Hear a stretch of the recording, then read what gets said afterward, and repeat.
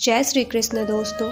जब श्री कृष्ण कंस वध के लिए राधा को छोड़कर वृंदावन से चले गए, तब राधा की जिंदगी ने एक अलग ही मोड़ ले लिया। राधा का विवाह हो गया, लेकिन वह श्री कृष्ण के विरह में जीती और मरती रही।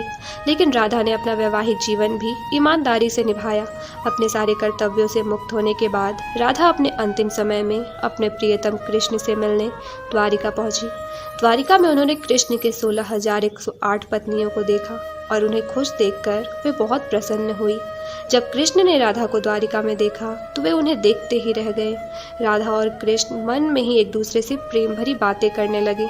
राधा के अनुरोध पर कृष्ण ने उन्हें महल में एक देविका के पद पर नियुक्त किया।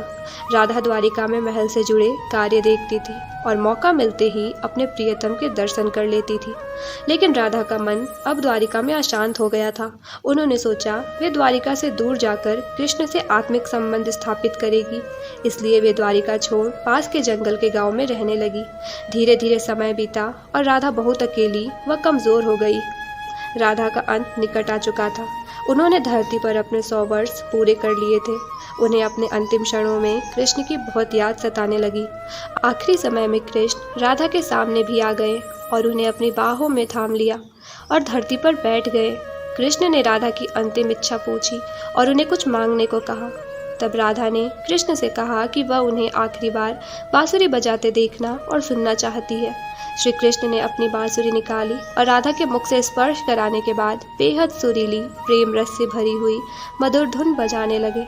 श्री कृष्ण ने दिन रात बांसुरी बजाई।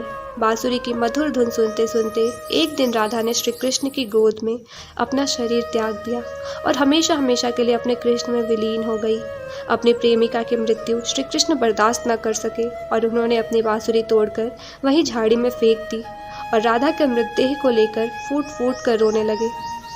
दोस्तों, उस दिन के बाद से श्री कृष्ण ने जीवन में कभी बांसुरी नहीं बजाई। राधा 100 वर्षों के विरह के बाद अपने कृष्ण में विलीन हो गई और उनका प्रेम हमेशा हमेशा के लिए अमर हो गया। राधे राधे।